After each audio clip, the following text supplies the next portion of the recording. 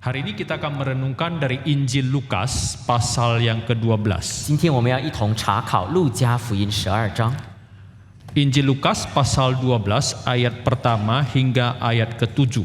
路加福音12章1到7节。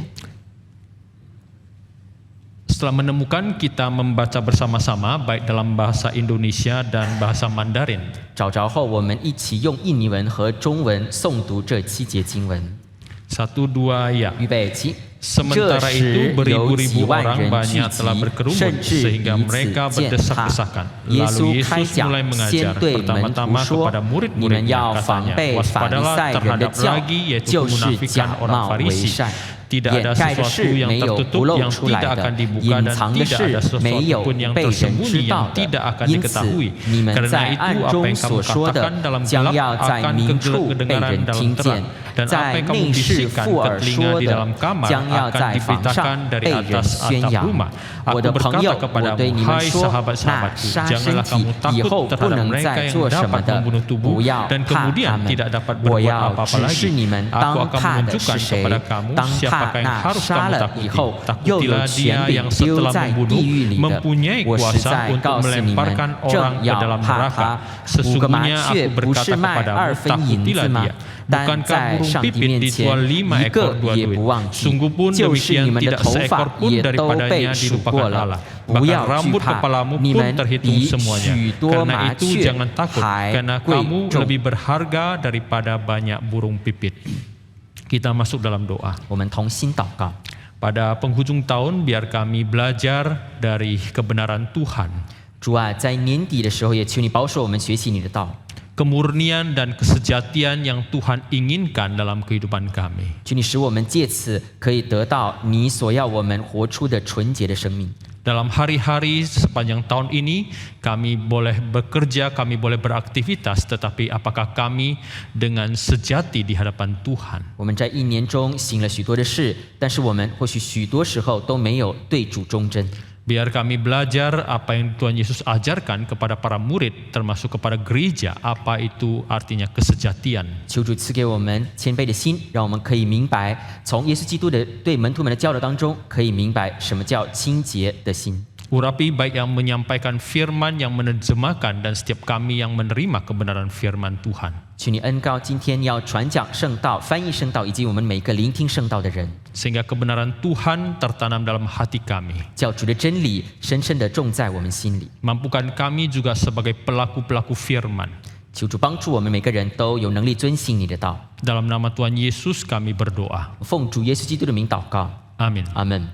Perikop ini ada hubungan dengan perikop sebelumnya, 这段经文也离不开上文， yaitu pasal 11 ayat 37 sampai ayat 54. 那就是11章37到54节， Yaitu Tuhan Yesus mengecam orang Farisi dan ahli Taurat. 那就是主耶稣如何谴责法利赛人和文士。 Ini adalah bagian paling keras Tuhan Yesus sampaikan 7 kecaman kepada pemuka-pemuka agama. 这是当中最严厉的谴责，因为耶稣在当中，他对这些宗教领袖们发出了7个谴责。 Kecaman 1 sampai 7 dapat kita simpulkan ini persoalan soal kemunafikan. 从第1条到第7条谴责，我们都可以把它总结为是专门针对他们的假冒伪善的谴责。 Mungkin kita pikir apa itu kemunafikan? 什么叫做假冒伪善？ Bukankah Tuhan Yesus sering kritik pemuka-pemuka agama persoalan kemunafikan ini? 主耶稣确实常常在责备这些宗教领袖的时候提到假冒伪善的问题， Maka saya definisikan ada 2 hal mengenai kemunafikan. 因此我就为假冒伪善今天给出2个定义。 Yaitu pertama, mencoba menutupi yang sesungguhnya. 第一，假冒伪善就是刻意掩藏真实的事， Dan sekaligus dia tidak menampilkan apa yang semestinya. 在掩藏实情的同时，也没有显露应当显露出来的。 Ini definisi yang negatif. 这是从消极的角度看定义。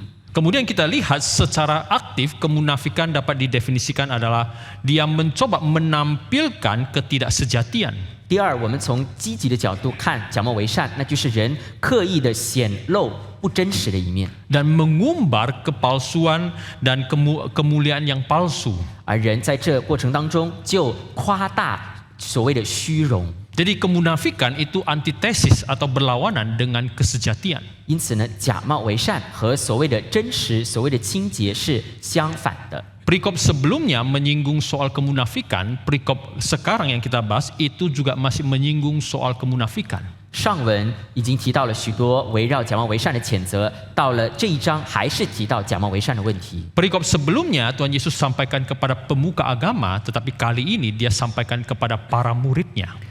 主耶稣在上文是专门面对这些宗教领袖们发出的谴责，但在这里12章，主耶稣是对门徒们讲有关假冒为善的问题。 Jadi para murid mereka harus bagaimana menghadapi pemuka-pemuka yang munafik, sekaligus mereka juga tidak jatuh ke dalam kemunafikan. 主耶稣要教导门徒们如何要面对这些假冒为善的宗教领袖，同时门徒们也要如何防备自己，不至于犯假冒为善的罪。 Mungkin kita pikir hanya orang non-Kristen yang bisa munafik, tetapi jangan lupa Tuhan Yesus sampaikan ini kepada para murid, berarti orang percaya. 我们或许以为所谓的假冒为善只有非信徒才做得到，但是不要忘记，我们信徒也同样会犯这种罪。耶稣也就因此责备他的门徒们，那就是信徒。 Jadi sangat balance ketika Tuhan sampaikan kepada pemuka agama, dia juga sampaikan kepada para muridnya. 因此，主耶稣既责备宗教领袖，也责备他的门徒们，这是非常平衡的教导。 Karena satu sisi mengecam orang lain jangan munafik, tetapi juga melihat kepada kelompok sendiri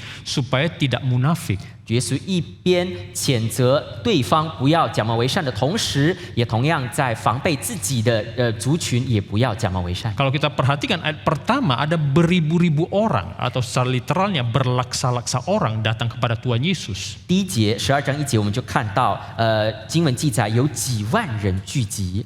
Tapi Tuhan Yesus arah matanya itu tertuju kepada murid, dia fokus kepada muridnya. 但是在几万人当中，耶稣的眼光聚焦于他的门徒们。 Bukan berarti orang lain tidak penting, tetapi dia mau sampaikan pengajaran ini terkhusus kepada para muridnya. 不是说上万个听众不重要，但是主耶稣要专门的把这重要的教导交给门徒们。 Dan tentu orang-orang lain juga mendengar apa yang dia ajarkan kepada para muridnya. 而当时这些广大的群众也同样听见耶稣对门徒们所说的话。 Dia mengatakan waspadalah terhadap ragi, yaitu kemunafikan orang Farisi. 耶稣教他们要防备法利赛人的教，就是假冒为善。 Maka bicara kemunafikan ada sesuatu yang lebih mendasar, yaitu bicara pengenalan akan diri atau jati diri manusia. 所谓的假冒为善当中有一个更加根本的基要的问题，那就是有关人自己的尊严。 Karena kalau kita tidak kenal diri kita secara sejati, maka kita akan bertindak tidak sesuai kesejatian atau dengan kemunafikan.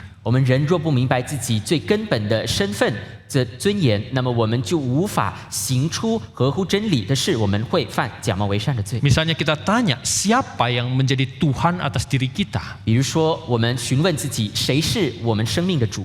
Kita sendiri atau Tuhan? 是我们自己做主，还是上帝做主呢？ Kemudian kita tanya juga kepada diri kita, saya ini mau memperkenan siapa? 同时，我们也会问自己，我活着到底要讨谁欢喜呢？ Apakah memperkenan manusia, bos saya, istri saya, suami saya, atau Allah? 我是要讨人的欢心，讨我的上司的欢心，讨我的太太、我的丈夫的欢心，还是要讨上帝欢心？ Kita ini perlu takut kepada siapa? 我们应当惧怕、敬畏谁呢？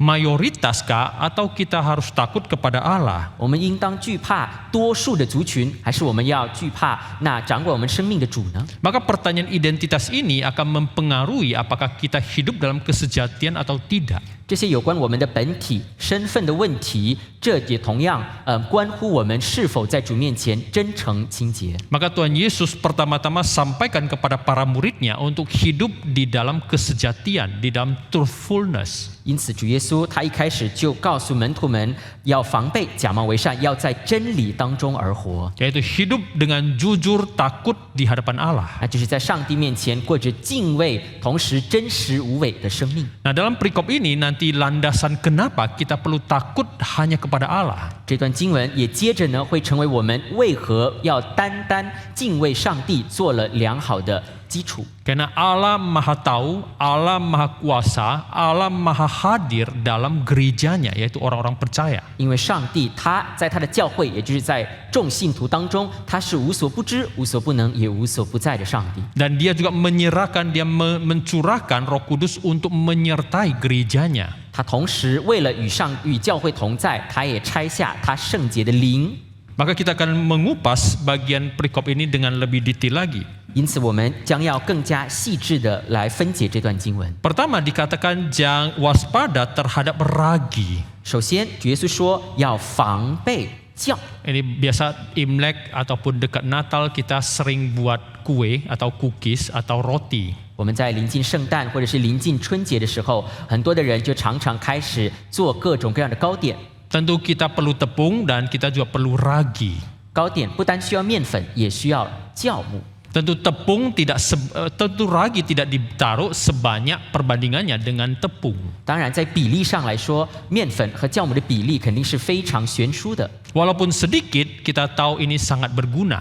酵母即便只放小小的量，但是我们知道用处特别的大。 Nah, maka di dalam Alkitab, metafora ragi ini tidak selalu negatif. 因此，在圣经当中，有关酵的比喻不总是负面的。 Tuhan Yesus pernah mengatakan hal kerajaan Allah itu adalah seumpama ragi. 主耶稣也说过，天国就像这个发酵的面一样。 Di mana seorang perempuan menaburkannya di dalam tepung dan mengaduknya sampai mengkamirkan semuanya. 那就是一个妇女如何就同样把酵放在面当中，要让整个面都发起来。 Maka di sini diartikan bahwa kerajaan Allah itu seperti kecil, kemudian mengembang, membesar, sampai tidak disadari itu sudah mendominasi seluruh dunia. 因此，主耶稣这段比喻就告诉我们，所谓的神的国就像是面酵一样，如何会不断的扩大，甚至在人不知不觉当中就这样扩散到全世界。 Namun penggunaan ragi dalam perikop ini digunakan secara negatif.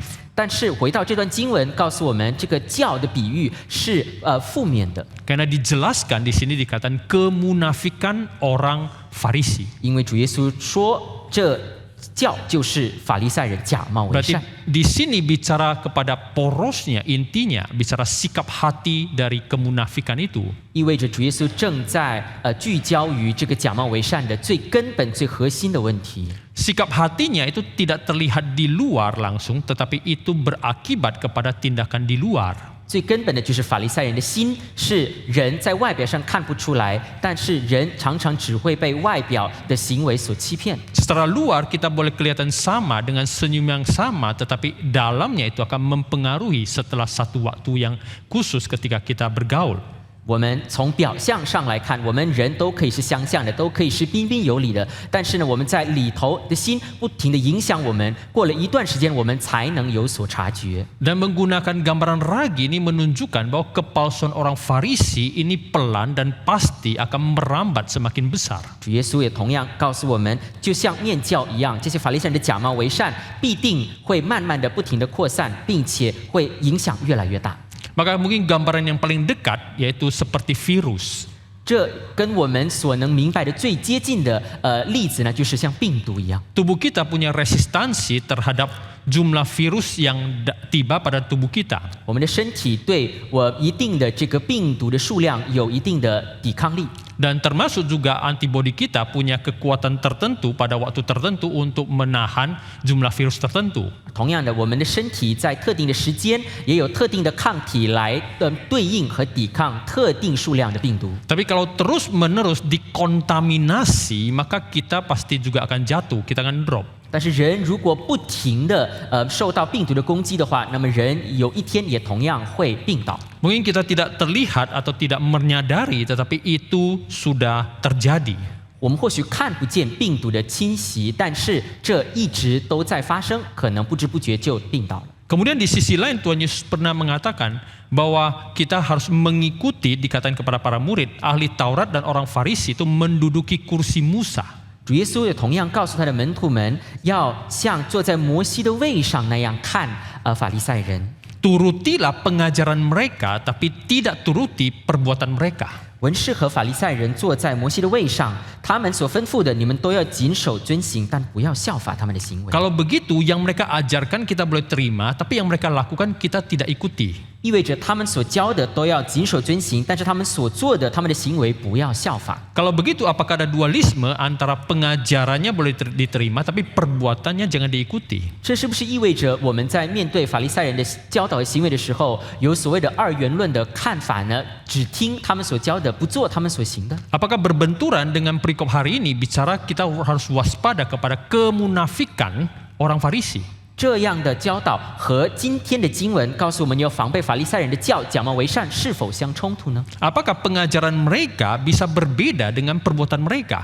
法利赛人的教导是真的和他们的行为相违背吗？ Apakah kita bisa bedakan pengajaran dan perbuatan seseorang? 我们自己又能否明确的区分一个人的教导和一个人的行为呢？ Maka waktu bicara ketika Tuhan Yesus bicara mengenai kursi Musa, maka ikuti pengajaran mereka dan tidak ikuti perbuatan mereka. Iya, mereka mengkotakkan antara pengajaran mereka dan perbuatan mereka. 因此，当耶稣教导门徒们，文士和法利赛人坐在摩西的位上，而他们所教导的要谨守遵行，但是他们的行为不要效法，确实有专门区分他们的教导和行为之间。 Namun dalam konteks pembahasan hari ini bicara ragi, maka itu sesuatu yang lebih mendasar daripada sekedar pengajaran dan perbuatan. 但是今天在提到教的时候，我们就看到这是涉及更加根本的问题，意味着不单是教导和行为那样肤浅。 Karena kemunafikan itu mengambil tempat di dalam hati. 因为假冒为善的问题是在心上所发生的。 Mungkin pengajarannya masih belum terendus ataupun perbuatannya masih belum terlihat, tetapi dalam hati sudah ada ragi kemunafikan. 意味着他们或许在教导上、在行为上都还无法让人察知有问题，但是他们的心已经本身因为假冒为善而出了问题。 Maka perlu satu waktu untuk bisa mengetahui mengenai pengajaran mereka dan juga perbuatan mereka. 人也因此需要一定的时间，才能看到他们的教导和行为上的问题到底在哪里。 Seperti pepatah Chinese, kita perlu mengetahui hati seseorang, kita perlu satu waktu. 如同中文有一句话叫做"日久见人心 Maka kita perlu satu waktu untuk pengujian terhadap hatinya itu seperti apa. 人必须经过相当的一段时间，才能知道人心如何。 Maka sebenarnya kemunafikan ini pun membuat orang yang melakukannya itu akan merasa letih. 而假冒为善的人，其实在假冒为善的过程中，也会感到疲惫。 Karena itu adalah penipuan terhadap diri, terhadap Allah, terhadap semua manusia. 因为假冒为善不单是对自己，也同样是对上帝和对其他人的伪装。 Saya kutip dari seorang literatur Amerika namanya Mark Twain. 我要引用美国的作家马克吐温的话。 Walaupun dia bukan Kristen, tapi ada hal yang penting yang dia sampaikan. 马克吐温虽然不是基督徒，但是他说了一句很重要的话。 Ketika kita memberitakan yang benar, maka kita tidak perlu ingat banyak hal yang lain. 当我们在讲出真相的时候，我们不再需要考虑别的事情。 Karena orang yang menipu, dia harus ingat dia pernah menipu seperti apa. Untuk mengingat penipuan itu dan menutupi penipuan itu, dia harus menipu lebih lagi. 因为说谎的人是特别考验自己的记性，说谎的人要不停地说别的谎来圆之前的谎，而且要不停地注意自己曾经说过哪些谎。 Maka dalam hal itu benar, dalam artian kita menyampaikan benar, kita tidak perlu ingat banyak hal yang lain. 而如果说我们一直都是说实话、讲真相的话，我们就不再需要记住不再需要使用自己的记性记这么多的东西。 Karena kita tidak pernah harus ingat orang tertentu kita ngomong bohong yang apa. 因为我们不需要去记我们曾经对哪个人说了什么样的谎。 Maka Paulus dalam 1 Korintus juga dia menggunakan analogi ragi secara negatif. 保罗他在哥林多前书，他也用这个负面的角度、消极的角度来讲 Di 教 dalam 的问题。 1 Korintus pasal 5 ayat 6 sampai 8. 哥林多前书5章6到8节， Saya akan hanya bacakan ayat yang ke-8. 我单读第8节。 Karena itu marilah kita berpesta bukan dengan ragi yang lama, bukan pula dengan ragi keburukan dan kejahatan, tetapi dengan roti yang tidak beragi, yaitu kemurnian dan kebenaran. 所以我们守这节，不可用旧教，也不可用恶毒邪恶的教，只用诚实真正的无教饼。 Nah di sini antitesis antara keburukan dan kejahatan itu adalah kemurnian, kesejatian dan kebenaran. 因此，我们在这里可以看到，恶毒和邪恶之间，和诚实以及真正之间，确实有相对立的关系。 Selanjutnya kita lihat dalam perikop hari ini, kita lihat ayat kedua dan ayat ketiga. 我们再回到今天的经文的第2节和第3节。 Tidak ada sesuatu pun yang tertutup yang tidak akan dibuka dan tidak ada sesuatu pun yang tersembunyi yang tidak akan diketahui. Karena itu apa yang kamu katakan dalam gelap akan kedengaran dalam terang dan apa yang kamu bisikkan ke telinga di dalam kamar akan diberitakan dari atas atap rumah. 掩盖的事没有不露出来的，隐藏的事没有不被人知道的。因此，你们在暗中所说的，将要在明处被人听见；在内室附耳所说的，将要在房上被人宣扬。 Dan ingat bahwa ayat ini juga Yesus sampaikan kepada para muridnya. 不要忘记这2节经文也是耶稣亲口对门徒说的话。 Jadi di satu sisi ini juga bisa address kepada orang Farisi dan juga address kepada para murid. 这一段话既可以是指向法利赛人的，同时也可以是耶稣指向门徒所说的。 Bagi orang Farisi maka sebaik-baiknya kita bermunafik tetap akan bocor juga. 对于法利赛人而言，他们无论再怎么好的假冒为善，总有一天必定真相大白。 Demikian juga bagi para murid jangan tergoda untuk bermunafik karena pasti akan terungkap juga. 对门徒们而言呢，不要假冒为善，因为你们无论再怎么努力，最终也会显露出来。 Nah, kalau kita perhatikan teks kita ayat 2 dan 3 itu sengaja membangun kontras. 我们看第2节和第3节，作者路加刻意的要制造出一种明显的对比。 Satu sisi dikatakan tertutup, kemudian di sisi yang lain bicara terbuka. 一方面说掩盖，另一方面说显露。 Di satu sisi dikatakan sembunyi, di sisi lain diketahui. 一方面提到隐藏，另一方面提到被人知道。 Satu sisi bicara gelap, sisi yang lain bicara terang. 接着一方面提到暗，另一方面提到明处。 Satu sisi bicara dalam kamar dan sisi yang lain atas atap rumah. 然后一方面提到内室，然后另一方面提到房上。 Maka tadi saya sempat singgung mengenai atribut Allah. Allah yang maha tahu, dia juga akan tahu yang paling tersembunyi. 如同我刚才所说的，有关上帝无所不知的属性，我们的上帝知道，我们最隐藏在最深处的，他都知道。 Pemazmur dalam Mazmur 139 ayat 4 mengatakan bahwa sebelum mulutku mengeluarkan perkataan, engkau pun sudah tahu. 诗人在诗篇139篇第4节说：“耶和华，我舌头上的话，你没有一句不知道的。” Berarti Tuhan tahu pikiran kita sebelum dia keluar ke dalam perkataan-perkataan kita. 意味着我们发出话之前，神已经知道我们的心思意念。 Kalau saya tanya 2 detik dari sekarang saya ngomong apa? 我如果问大家知不知道我2秒后会说什么， Tidak ada yang tahu. 没有人知道我会说什么。 Tapi kalaupun Anda tidak tahu, 但即便我们不知道， Tuhan tahu apa yang saya akan katakan. 上帝必定知道我要说什么话。 Oleh sebab itu, kita mungkin mengatakan saya bisa tutup sebaik mungkin, tetapi Tuhan tahu yang kita sudah pikirkan dan kita katakan dalam hati kita. 因此，我们即便自己心里认为我可以非常用力的、努力的隐藏事情，但是上帝都知道我们内心在想什么。 Dan penulis Ibrani mengatakan bahwa semua makhluk itu telanjang terbuka di hadapan Tuhan. 希伯来书的作者也告诉我们，每一个人在我们的万物在主眼前都是赤露敞开的。 Mungkin kita katakan kalau saya pergi ke sekolah saya akan pakai baju seperti apa, saya ke gereja pakai baju seperti apa. 我们人或许想着去，比如说上学我会穿什么衣服，去教会我会穿什么另外一套衣服。 Tetapi di hadapan Tuhan, Anda terlihat semuanya telanjang di hadapan Tuhan. 但是我们每一个人在上帝面前都是赤露敞开的， Berarti tidak mungkin kita tutupin baik dengan baju mewah atau baju biasa. 意味着赤露的我们无法用你要用非常昂贵华丽的衣服也好，用普通的衣服也好，都无法掩藏自己。 Nah di sini ketika Allah yang maha tahu, kita tidak perlu berpura-pura di hadapan Tuhan. 意味着在无所不知的上帝面前，我们不需要伪装自己。 Dan juga kita tahu kalaupun kita berpura-pura, kita pun akan terlihat. 同时，我们也知道，即便我们努力的伪装，神也必定看透一切。 Mungkin orang mengatakan, saya ini orang percaya, saya percaya pada Tuhan. Kapan kita pernah berpura-pura di hadapan Tuhan? 或许有的人说，我是真正的信徒，我在上帝面前什么时候伪装过呢？ Orang Kristen paling sering menipu Tuhan di gereja ketika nyanyi puji-pujian.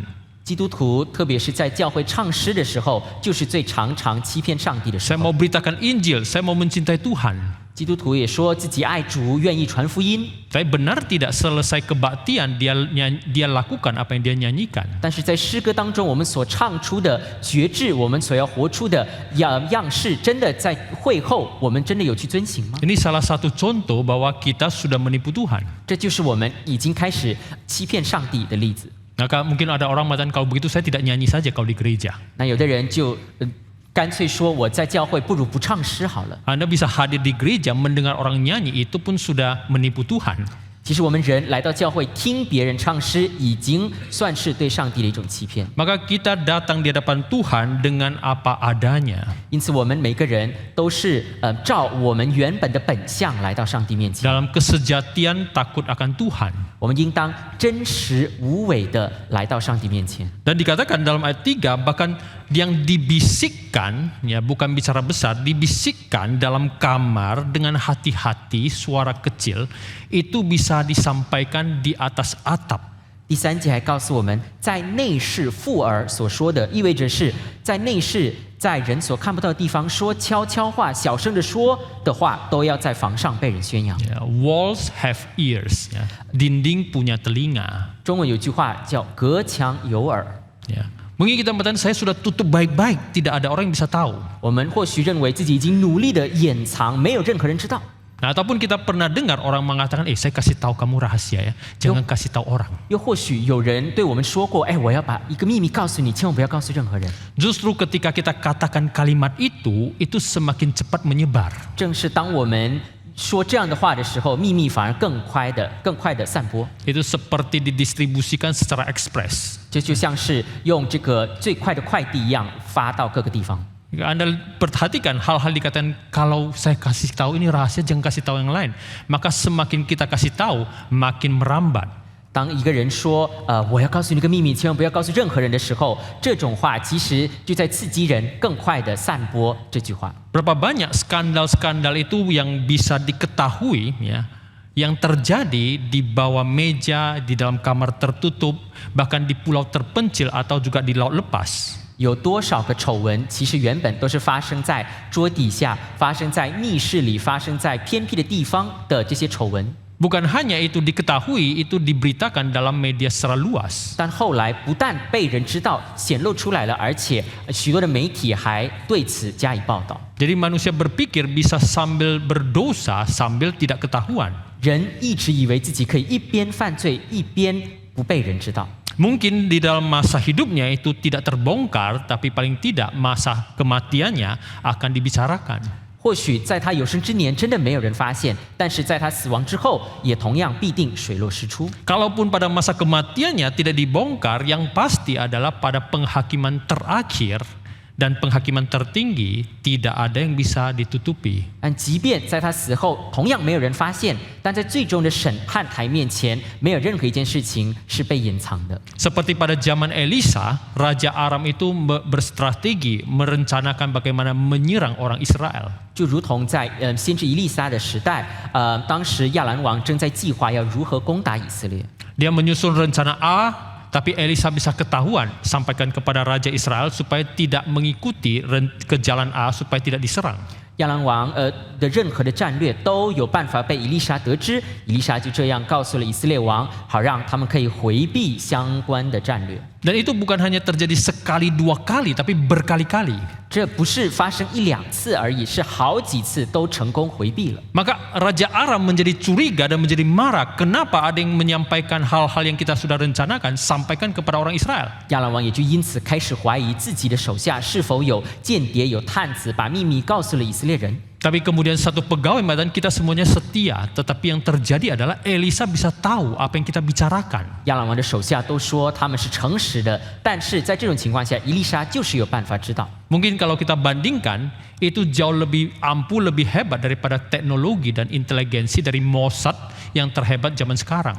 如果我们拿这件事情来看，我们也可以对比于当代，我们可以说是最厉害的情报局，那就是以色列的摩萨德，比他们还厉害。 Maka apapun ditutupin manusia, tapi yang bongkar itu adalah Allah. 人所努力掩藏的事，被上帝所显露。 Maka kita perlu mengakui kemahatauan Allah dan juga mempertanggungjawabkan hidup kita di hadapan Allah. 因此，我们必须承认上帝无所不知，同时也在神面前，我们为每件事情负责交账。 Kita hidup di dalam kesejatian seperti buku yang terbuka yang tidak perlu disembunyi, siapapun bisa baca dan Allah juga melihat di dalamnya. 我们要如同一本敞开的书一样，可以供任何人，包括上帝一样阅读。我们就要这样将自己敞开，真实的在上帝面前而活。 Kita boleh punya private life tapi tidak secret life. 我们可以有所谓的私人的生活，但是不可以有所谓的隐秘的生活。 Apa bedanya private life dengan secret life? 私人的生活和隐秘的生活有什么不同呢？ Tidak mungkin semua kisah hidupmu, apa yang kejadian antara kamu dan keluarga Anda sampaikan kepada semua orang. 所谓的私人生活，就是我们不会把发生在自己身上和自己的家人之间的所有的事情都敞开显露给大家看。 Maka Anda punya private life. 意味着我们人都可以有自己的私人生活， Berbeda dengan secret life. 但是隐秘的生活是不一样的。 Berarti ada dosa-dosa yang kita ternak dalam hati kita, ternak dalam hidup kita. 隐秘的生活意味着有一些罪是我们在心里，在人所不知道的地方，我们刻意的蓄养这些罪。 Kita mengatakan, oh tidak ada orang yang tahu, hanya saya yang tahu. 我们以为没有任何人知道，只有我知道。 Tapi paling tidak Allah tahu, iblis tahu, dan Anda tahu. 但是至少上帝知道，撒旦知道，我们自己也知道。 Mungkin saja Tuhan masih berbelas kasihan tidak membongkarnya pada saat ini. 上帝或许还依然怜悯你，在当下还没有显露你的罪。 Kita lihat kepada ayat 4 dan ayat ke-5. 我们接着看第4节和第5节。 Aku berkata kepadamu, hai sahabat-sahabatku, janganlah kamu takut terhadap mereka yang dapat membunuh tubuh dan kemudian tidak dapat berbuat apa-apa lagi. Aku akan menunjukkan kepada kamu siapakah yang harus kamu takuti. Takutilah dia yang setelah membunuh mempunyai kuasa untuk melemparkan orang ke dalam neraka. Sesungguhnya aku berkata kepadamu, takutilah dia. 我的朋友，我对你们说，那杀身体以后不能再做什么的，不要怕他们。我要指示你们当怕的是谁，当怕那杀了以后又有权柄丢在地狱里的。我实在告诉你们，正要怕他。 Berkenaan dengan kemunafikan, maka pengajaran ayat 4 dan 5 ini pun disampaikan kepada para murid. 还是围绕假冒为善，接着第4节和第5节是耶稣进一步对门徒所说的话。 Jadi para murid tidak perlu takut kepada orang munafik, tapi takut kepada Allah. 门徒们不需要怕假冒为善的人，反而需要怕上帝。 Tapi pada sisi yang lain juga mereka jangan berlaku munafik karena takut diancam atau membahayakan hidup mereka. 但是另一方面，也教导他们不要犯假冒为善的罪，不要因为怕自己的生命受到威胁而选择假冒为善。 Tapi nyatakanlah kesejatian dalam takut akan Allah. 但是反而要在敬畏上帝、怕上帝当中，要显明你的真实无伪。 Kita lihat hanya dalam 2 ayat ini, ayat 4, ayat 5, ini muncul 5 kali kata takut. 我们看第4节和第5节，和合本圣经总共记载了5次怕。 Ayat 4 1 kali, ayat 5 3 kali.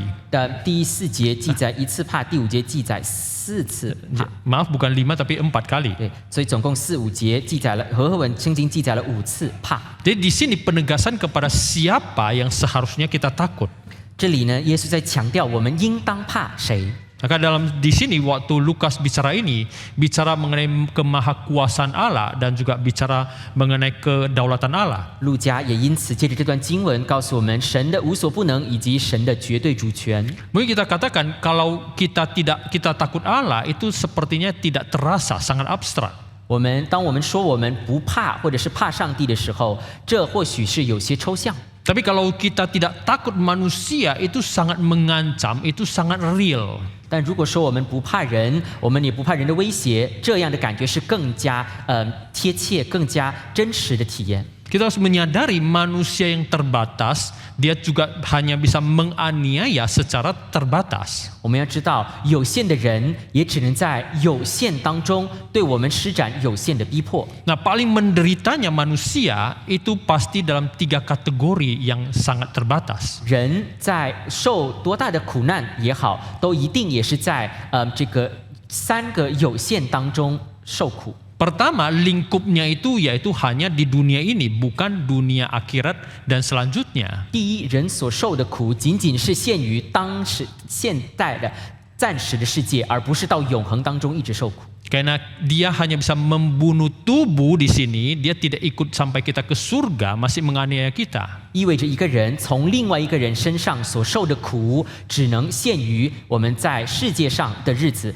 那个人无法到永恒当中继续施害于我们。 Berarti lingkupnya terbatas hanya di dunia ini. 意味着一个人对我们的逼迫仅仅局限于当代世界的日子。 Durasinya yang kedua itu pun terbatas. 而第二个有限就是也是在有限的时间里的苦难。 Sepanjang umur kita di dunia ini atau sepanjang umur dia di dunia ini. 我们借着另外一个人对我们加害于我们，也同样仅仅局限于他的年日，或者是我们在地上的年日。 Tidak mungkin lebih daripada yang Tuhan berikan itu.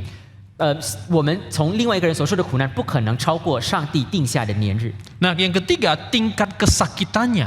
第三个有限，就是指的是我们承受的疼痛的程度也是有限， Yaitu ketika dialami di dalam tubuh dan jiwa saat ini. 也就是说，我们所能受的其他人的给我们的苦难，仅仅局限于我们现在的肉体和灵魂。 Maka di dalam lingkup, di dalam durasi dan tingkat kesakitan kita lihat ini pun temporal. 所以在空间上、时间上，以及在疼痛的程度上，我们都看到这些都是有限的。 Ini bukan berarti saya itu mengecilkan penderitaan dan penganiayaan. 我并不是在轻看我们人所受的苦难， Atau juga kita mengatakan kita itu harus apatis, ya. Kita itu tidak rasa bahwa itu penderitaan, itu adalah hal-hal yang semu. 我也不是因此告诉大家要面对苦难的时候要选择无动于衷，而选择沉默，甚至欺骗自己。 Kita tahu bahwa rasa takut itu pasti ada, rasa sakit, rasa menderita, dan juga takut kepada penganiayaan. 我们知道，所谓的承受的苦难是真实的，它可以是在心理上的惧怕、紧张，或者是在肉身上的痛苦，都是真实的。 Tapi dalam ayat ini mengingatkan kita bahwa kita bandingkan dengan hukuman Allah yang besar, yang kekal, dan tidak ada taranya. 但是在这段经文，我们要专门对比这些所谓的暂时的苦难，以及神所要降下的那永恒的苦难之间的对比。 Maka penderitaan di dunia ini tidak sebanding dengan penghukuman yang Allah akan berikan. 在地上的苦难无论多么的大，都比不上上帝在永恒当中可能降下的刑罚。 Allah bukan hanya bisa membunuh tubuh, di sini dikatakan mempunyai kuasa untuk melemparkan orang ke dalam neraka. 这里告诉我们，上帝不但有能力杀我们的身体，他也有权柄把我们丢在地狱里。 Kematian kekal itu bukan berarti kita sirna, kita tidak ada lagi. 所谓的永恒的死亡，不是说我们因此就化为乌有。 Karena ada teolog yang mengatakan kita menjadi sirna. Kita tahu dalam Alkitab dengan jelas hanya ada dua destinasi manusia, yaitu bersama Allah atau tidak bersama dengan Allah. 因为有的神学立场认为，人所谓的这个永恒当中死亡是指永远的毁灭，但不是的。我们知道，人最终只有两条路，那就是与神同在和与神相隔。 Maka kalau begitu kematian kekal artinya kita tetap ada, tetapi keberadaan kita itu terpisah dari Allah yang pengasih. 永恒的死意味着我们还是存在的，但是我们已经与那爱的源头，那上帝已经相隔。 Maka ketika dikatakan takutlah kepada Allah dan bukan takut kepada manusia. 所以这段经文告诉我们，应当怕神而不是怕人。 Dan di sini Lukas pertama kali menggunakan sahabat-sahabat. Tuhan Yesus sampaikan kepada para muridnya sebagai sahabat-sahabat. 这段经文同时也是路加记载主耶稣第一次称他的门徒们为朋友。 Dia tidak mengatakan kamu adalah bawahan saya. 耶稣没有说你们是我的属下。 Maka di sini takut akan Allah bukan seperti sebuah ultimatum untuk menakut-nakuti para pengikutnya. 因此，这里耶稣所说的要怕神，不是一种对他的门徒们的最后的通牒，要威胁他们一定要怕神。 Tapi justru bicara takut akan Allah itu justru menjadi janji pemeliharaan Allah. 相反的，借着怕神、敬畏神，同样传达了神必定保守他的子女。 Maka dalam perjanjian lama, perjanjian baru, kita akrab dengan frasa ini, takut akan Allah. 这也是为什么我们在新约特别的熟悉所谓的敬畏上帝，旧约也一样。Dan bicara mengenai sahabat pada konteks Romawi, orang yang dikatakan sahabat kaisar, maka harus taat kepada kaisar dan mendapat perlindungan dari kaisar. 我们在这里，耶稣也特别的提到朋友，这也是结合当时的罗马的文化，因为罗马的文化也有称所谓的人可以做该撒的忠臣、该撒的朋友。 Maka menjadi sahabat Kristus, mereka itu taat kepada apa yang Kristus ajarkan dan juga mendapatkan perlindungan dari Kristus. 该撒的朋友意味着遵行该撒的意思，同时也被该撒所保护。但是同样的，耶稣基督的朋友不单遵行耶稣的话，也要被耶稣所保护。 Maka di sini takut akan Allah justru bukan membuat kita menjadi ciut, menjadi takut, gentar, tapi justru membuat kita hormat kepada Allah. 这里所告诉我们的怕神，不是说让我们在上帝面前就变得如履薄冰一样，但是告诉我们怕神其实是一种敬畏神的表现。 Kita lihat kepada ayat ke-6 dan ayat ke-7 bicara mengenai dua ilustrasi yang Tuhan Yesus berikan. 第6节和第7节记载耶稣接下来所说的比喻。 Bukankah burung pipit dijual 5 ekor 2 duit? Sungguh pun demikian tidak seekor pun daripadanya yang dilupakan Allah. Bahkan rambut kepalamu pun terhitung semuanya. Karena itu jangan takut, karena kamu lebih berharga daripada banyak burung pipit. 第6节、第7节，5个麻雀不是卖2分银子吗？但在上帝面前一个也不忘记，就是你们的头发也都被数过了。不要惧怕，你们比许多麻雀还贵重。 Ayat 7 bicara lagi soal takut. 第7节再次提到不要惧怕。 Tadi ayat 4, ayat 5 bicara takut dan ayat 7 bicara jangan takut. 第4节、第5节提到了怕，第7节不要惧怕。 Ayat 4, ayat 5 bicara takutlah kepada Allah, ayat 7 bicara jangan takut kepada manusia. 第4节、第5节告诉我们要怕神，第7节告诉我们不要怕人。 Maka di sini takut akan Allah itu membawa kenyamanan yang besar.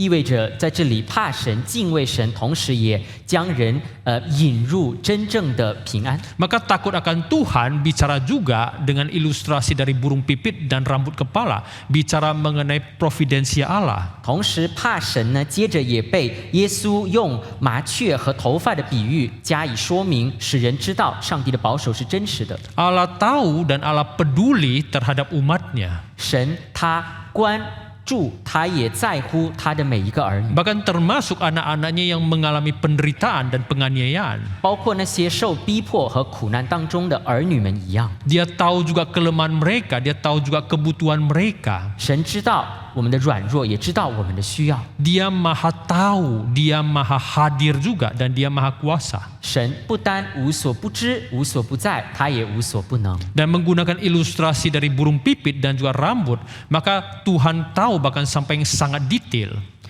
耶稣他借着麻雀和头发的比喻，因此告诉我们，神他连最细致的方面他都知道。 Allah mengenal kita dengan sangat baik dan dengan sangat jitu. 神他对我们的认识不单是全面的，而且是彻底的。 Dia juga tahu ketakutan kita itu apa. 神知道我们的软弱都有哪些， Dia tahu kita lemahnya di mana. 神都知道我们所惧怕的都有哪些东西。 Maka tidak ada orang perlu menutupi ketakutannya di hadapan Tuhan. 所以没有任何一个人需要在神面前掩藏自己的恐惧。 Dan justru di dalam takut akan Allah, maka kita tidak perlu takut kepada siapapun. 我们反而正是因为怕神、敬畏神，我们也因此不需要怕任何人。 Nah, sangat menarik, kita akan bahas dua ilustrasi yang Tuhan Yesus pakai di sini. 在这里，我们要详细的看耶稣所说的2个比喻。 5 burung pipit dijual 2 asarion atau mata uang kecil pada waktu itu. 5个麻雀卖2分银子，这个1分银子是当时最小的面额。 Biasa satu orang kerja sehari dapat 1 dinar upah 1 hari. 一般的来说呢，一个人一天工作就拿到1两银子， Dan 1 asarion itu adalah 1/16 dari 1 dinar. 而1分银子呢，只是1/16两银子。 Artinya misalnya kita 1 hari dapat 160.000, maka harga 5 ekor itu adalah 20.000. 也意味着，如果说我们一天工作拿到160块钱，意味着麻雀呢，一只麻雀只不过是20.000. 20块钱。 Ada penafsir yang mengatakan sebenarnya 1 asarion itu bisa dapat 2 ekor. 其实呢，有的解经学者认为，这个1分银子可以买到2个麻雀。 Maka karena kita beli 2 asarion, harusnya dapat 4, dikasih bonus 1 jadi 5. 而这里告诉我们，2分银子应该是拿到4只麻雀，但是呢，却买4送1，就拿到5只麻雀。 Jadi gambaran dari nilainya itu tidak besar, bahkan sangat murah. 用这样的比喻，让我们看到这个麻雀的价值确实非常的低。 Kita tahu bahwa menilai atau mengukur sesuatu itu dengan harga. 我们常常用所谓的价格来衡量一个东西的价值。 Kalau bisa dia beli 2 dapat 1, berarti di barang murah. 如果说可以买2还送1的话，意味着这个东西确实很便宜。 Misalnya Anda beli buah, Anda beli 2, beli 4, minta dapat bonus 1, artinya ya buah ini lumayan murah. 假设我们买水果，我们买4颗，然后呢，卖家还愿意再加1颗的话，意味着这个水果在卖家的眼中是相当便宜的。 Tidak mungkin kita ke toko emas, kita mengatakan saya beli 4 gram, kasihlah bonus 1 gram. 我们不可能在买黄金的时候，我们说我买4克，然后再请他们再送我们1克，这是不可能。 Dia mungkin kasih 1 aqua cup 1 boleh, tapi 1 gram tidak mungkin boleh. 买水果可以买4送1，但是买黄金不可能买4送1。 Maka kita lihat bahwa buah boleh murah, tapi emas harganya dan nilainya mahal. 意味着水果的价值或许是低廉的，但是黄金的价值是昂贵的。 Maka di sini menggambarkan bahwa burung pipit yang tidak berharga bahkan tidak ada nilainya. 因此，这里我们就可以看到，所谓的麻雀不单是便宜，而且价值在人的眼中相当的低。 Nah tentu mereka beli itu karena kebutuhan dari konsumsi mereka. 而人购买麻雀也是因为自己消费的需要， Nah tentu ini dimakan ya kebutuhan protein mereka. 这也就成为，特别是对那些人的这种蛋白质的来源。 Maka di sini namun ditegaskan bahwa sekalipun ini murah, bahkan termasuk burung yang dikasih bonus itu tidak ada satupun yang tidak dihargai oleh Allah. 但是主耶稣想借着这个比喻告诉门徒们，即便非常的低廉，即便在人看来非常的没有价值，但是即便是那个被送的那个1只麻雀，同样在主耶稣眼中是非常可贵的。 Tidak ada satupun yang dilupakan Allah. 没有任何一个细小的方面是被耶稣所忽略的。 Berarti Allah mengingat termasuk juga yang tidak dihargai, tidak diingat oleh manusia. 意味着，上帝同样关注，也同样在乎人所遗忘、所忽略的方面。 Bicara mengenai lupa, ada satu bagian di dalam nubuat di dalam Nabi Yesaya pasal 49. 当我们提到遗忘这件事的时候呢，以赛亚书49章提到了一件事情。 Dikatakan seorang perempuan, ya, bagaimana mungkin bisa melupakan bayinya? Tapi kalaupun seorang perempuan bisa melupakan bayinya, Tuhan mengatakan, aku sekali-kali tidak melupakan engkau. 以赛亚书49章的这个15节告诉我们一个预言：妇人焉能忘记她吃奶的婴孩，不连续她所生的儿子？即或有忘记的，我却不忘记。 Tidak ada ibu yang normal bisa lupa bayinya. 正常的母亲是不可能忘记自己的孩子。 Tidak terpikirkan ada ibu yang bisa lupa bayinya. 我们难以想象会有哪一个母亲忘记自己的孩子， Mungkin bisa lupa suaminya, bisa. 或许会忘记自己的先生， Melupakan kesakitannya, bisa. 会忘记自己承受的疼痛， Melupakan kesehatannya, bisa. 会忘记自己的健康是否有照料， Melupakan jeripayanya, bisa.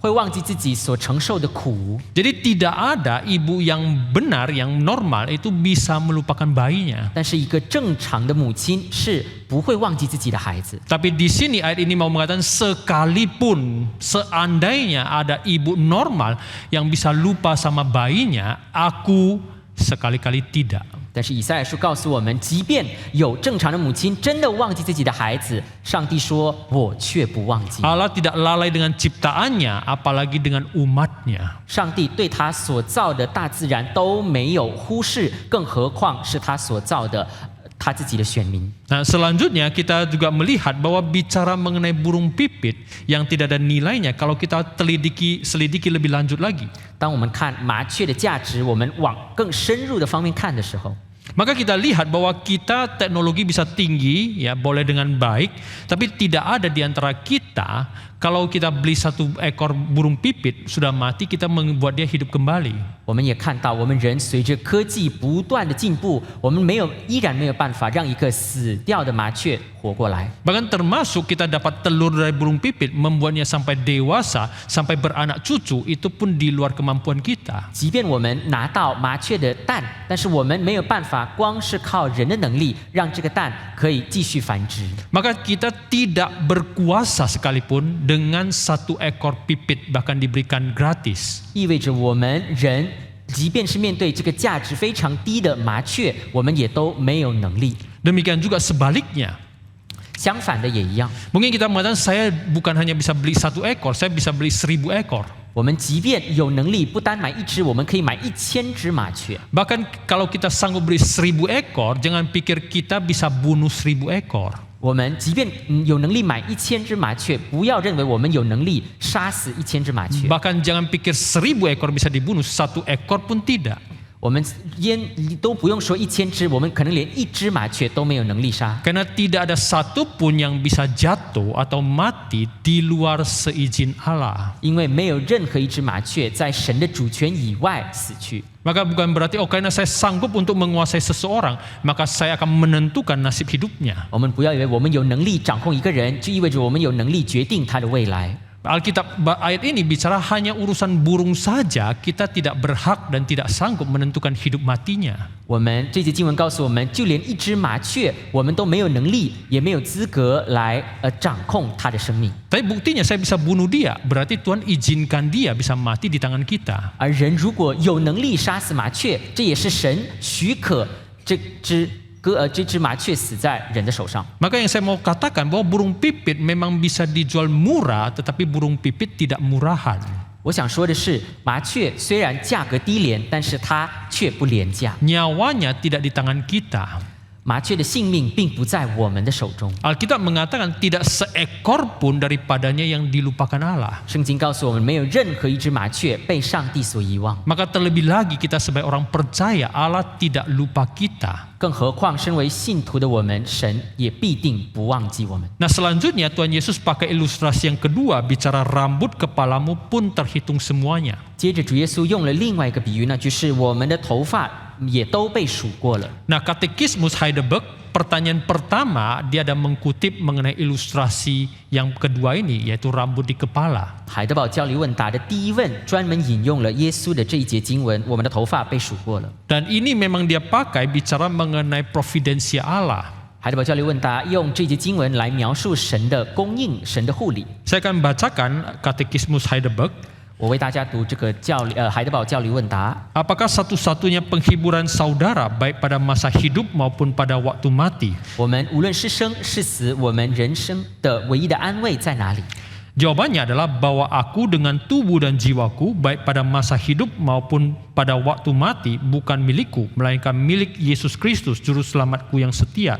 Dengan darahnya yang tak ternilai harganya, ia telah melunasi seluruh utang dosaku dan melepaskan aku dari segala kuasa iblis. Dia juga memelihara aku sehingga tidak sehelai rambut pun jatuh dari kepalaku di luar kehendak Bapa yang ada di surga. Bahkan segala sesuatu harus berguna untuk keselamatanku.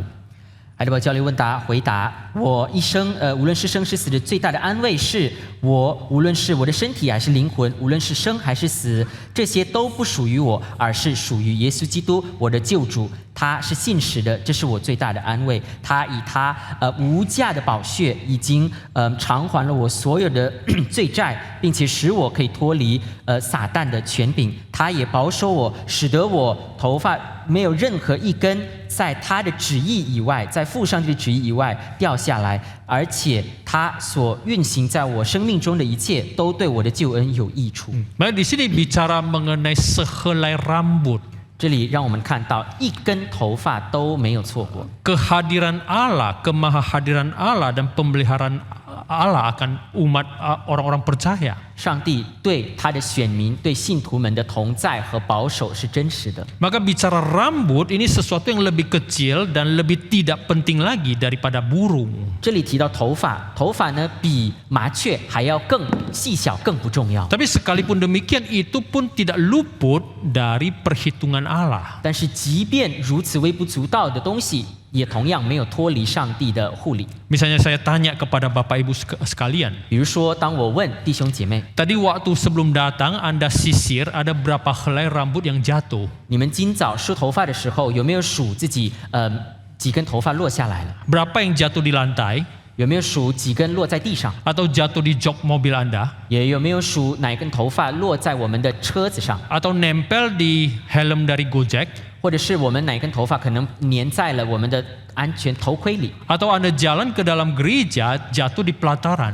又或者是我们走进教会的时候，有没有哪根头发落在地上？ Coba perhatikan sekarang di kanan kiri ada berapa yang jatuh di sisi kanan kiri dari kursi Anda? 又或者现在我们坐在座位上，我们可以看我们的座位有没有头发落下来。 Mungkin kalau saya tanya lebih lanjut lagi, Anda mungkin akan marah, ini mau khotbah atau apa? 我如果接着问的话，你们或许就不高兴。牧师，你是要讲道还是要干嘛？ Tapi kita lihat bahwa setiap helai rambut itu juga dihitung Allah.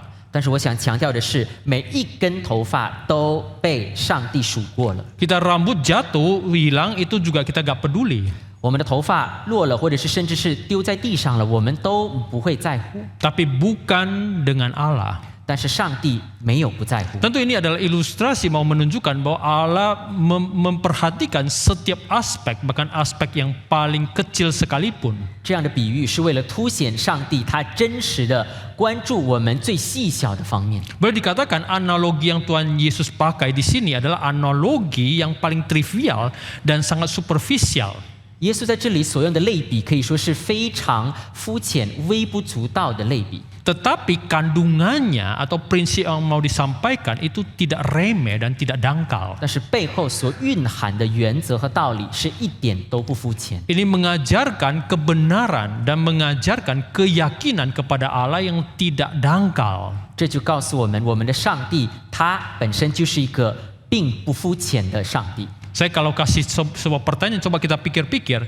Kita biasa kalau kehilangan sesuatu, kita pasti sangat peduli. 我先请问大家，我们可以一起思考一下，当我们丢了一个东西的时候，我们一定会很紧张，不停地朝思暮想。 Hal apa atau barang apa dalam tubuh kita yang hilang, kita tidak peduli. 请问我们身上有哪一个东西真的丢失了之后，我们完全不在乎呢？ Ada yang mau coba jawab? 有谁想要试图回 Iya 答我 ya. 吗？ Kapan ya? Kalau saya hilang sesuatu, saya peduli. Tapi kalau saya kehilangan ini, saya tidak peduli. 我一般弄丢了东西，我一定会很紧张。但是有没有哪个东西我弄丢了，我一点都不在乎呢？ Yang pertama, kotoran kita. 第一就是我们的排泄物， Anda juga tidak ingat Anda buang di mana. 我们不会去记住我们在哪里排了什么东西。 Tentu bukan hanya kotoran besar, tapi sekresi, keringat juga termasuk kotoran. 这不单是指我们这个上厕所的排泄物，包括我们流的汗也是排泄物。 Kedua, kuku kita yang kita potong, kita juga tidak peduli 其次 dibuang kemana. 其次我们所剪的指甲，我们也不在乎这个指甲被剪了多少次。 Yang ketiga yaitu rambut. 第三就是我们的头发， Anda ke barber atau ke salon, Anda tidak mengatakan itu begitu berharga, saya mau bawa pulang. 我们每次去剪头发的时候，我们不会对理发师说，我要把我的头发都每一次都收回来。 Anda akan buang di sana, Anda juga tidak peduli dibuang kemana. 我们也肯定心甘情愿的让被剪下来的头发留在那里，我们也不在乎会如何处置。 Hal-hal itu kita tidak peduli sekalipun, tetapi bukan dengan Allah. 这些东西我们蛮不在乎，但是在神眼中却都在乎。 Saya terus berpikir kalau pakai sebuah contoh menunjukkan Allah peduli, Allah memelihara kita, kira-kira pakai contoh apa yang paling tepat? 我一直在思考，到底要用什么样的例子，更好的说明上帝在每一方面都关注我们呢？ Dan penulis Katekismus Heidelberg ini yaitu Ursinus dan Kaspar Olevianus, dia menggunakan dengan tepat yaitu bicara mengenai rambut ini. 而这个海德堡教理问答的作者两个人，那就是这个乌西努斯以及这个奥利维亚努斯，他们也都非常恰当的用了头发的比喻。 Anda mungkin takut Allah tidak pelihara Anda, tapi coba pikir, bahkan setiap helai rambut pun Allah tahu, Allah hitung. 我们虽然会保护我们的头发，但是我们不会在乎它的数量，但是上帝一个一个都数过了。 Maka tidak ada satupun rambut yang jatuh di luar dari kehendak Bapa di surga. 因此，在父上帝的主权当中，没有任何一根是在他的主权以外落下的。 Allah memelihara kita, Dia peduli dengan kita, ciptaannya dan apalagi umatnya. 上帝他照料他所造的一切的受造物，更何况是我们这些选民。 Bahkan tidak ada sehelai rambut pun yang jatuh percuma di luar kedaulatan Allah. 甚至在上帝的主权当中，没有任何一根头发是可以在他的主权以外落下的。 Apalagi rambut yang masih melekat di kepala di atas leher kita. 更不用说还依然长在我们头上的头发，他也更关注。 Dan apalagi hal-hal lain dalam kehidupan kita. 也更不用说我们其他的生活当中更大的方方面面。 Maka saya boleh simpulkan bicara justru kita takut akan Allah itu membawa kenyamanan yang besar karena Allah memelihara kita. 因此，我做一个总结，我们也正是在上帝的护理当中，我们可以不停的走在他的恩、他的爱。 Kita berada di tangan Allah yang kekal, yang maha tahu, yang maha hadir, dan Allah yang maha kuasa. 我们正是在这样的无所不知、无所不能、无所不在的永恒的上帝的手中被保守。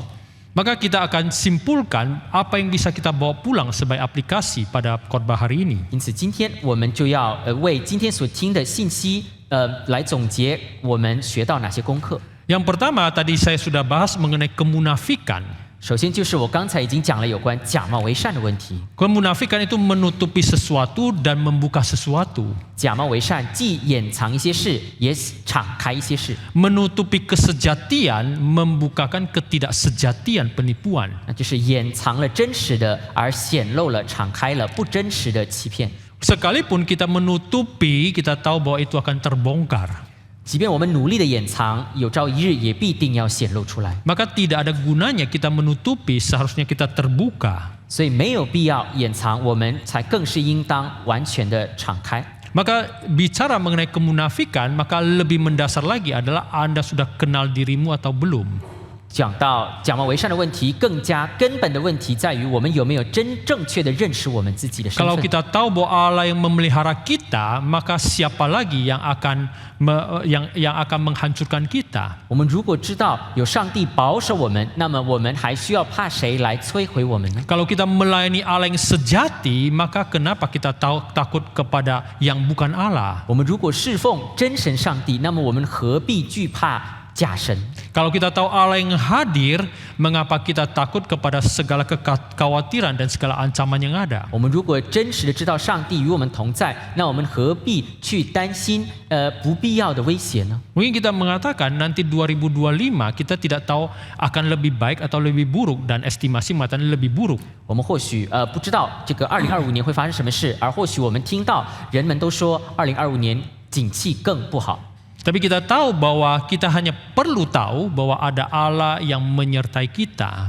但是我们只需要知道，必定有上帝与我们同在， Dan kita hanya tahu bahwa kita harus setia melakukan pekerjaan Tuhan. 而我们也只知道我们要忠心的做他要我们做的工作。 Dan kita tahu bahwa kemenangan adalah di pihak Allah. 我们也因此知道，上帝最终的得胜必是属于上帝的。 Kemudian juga dari dua ilustrasi ini, burung pipit dan juga rambut di atas kepala kita. 然后借着麻雀以及我们头发的这两个比喻， Maka kita aman dalam lindungan Allah. 我们就能看到我们在神的保守护理中是安全的。 Takut akan Allah justru membawa kenyamanan yang besar.